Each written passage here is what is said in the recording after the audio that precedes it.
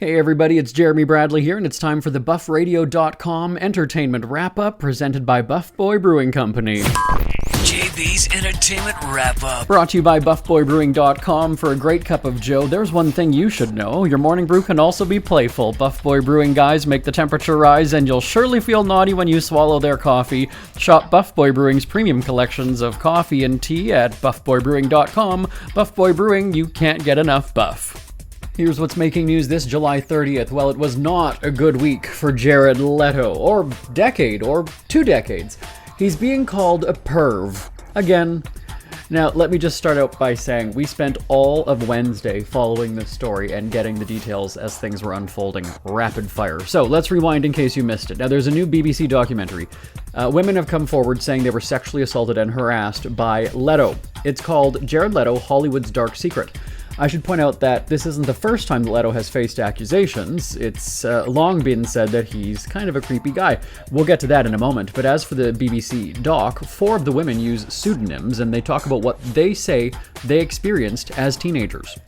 Clara, apparently not her real name, said that she met Leto when she was 17 and he was 34. It was 2006 at one of his 30 Seconds to Mars concerts. She said one of Leto's friends asked for her phone number. She said after the concert they went to Leto's house where they had sex as Clara's friend waited in another room. Clara said, quote, "He told me I would like you to call me daddy, and it was either pretend to be a little girl or my little girl. It was only as time went on that I realized more and more how scary that really was. It wasn't a huge concern for him.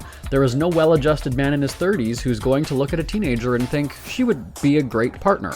Clara described herself as, quote, "so naive and vulnerable," end quote, after meeting up with him 3 or 4 times. Alex, also apparently not her real name, said that she was 19 when Leto sexually assaulted her in a hotel room. She said that it was 2013, also after a concert, but she told him she was 17, thinking that would keep her off limits, while Leto was 41.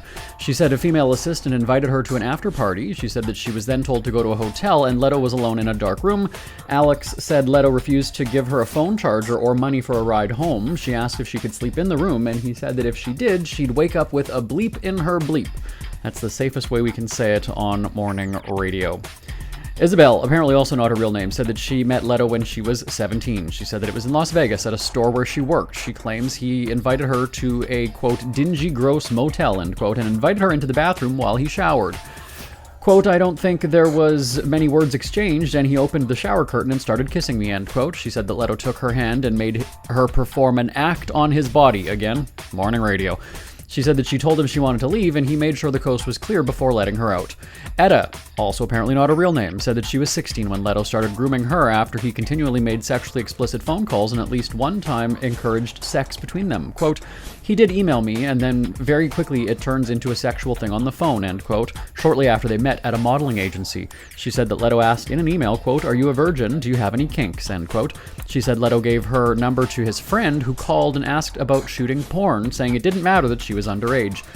Now, this is interesting to note. Etta said that Leto told her his lawyer wanted her to sign an NDA out of fear over Leto's antics, something he reportedly laughed at. She said that she did not sign it, and the BBC said that it has seen the NDA.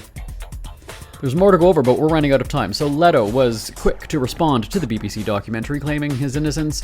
Quote, "I have never sexually assaulted anyone in my entire life. Absolutely and categorically false," end quote. The documentary comes less than a year after Leto was accused of sexual misconduct with 9 women, and following that report, he, quote, expressly denied, end quote. He also, it was about 20 years ago, was reportedly in New York City that he was, quote, approaching and, quote, hitting on 16 and 17-year-olds at a hotel. 16 and 17-year-old models at a hotel.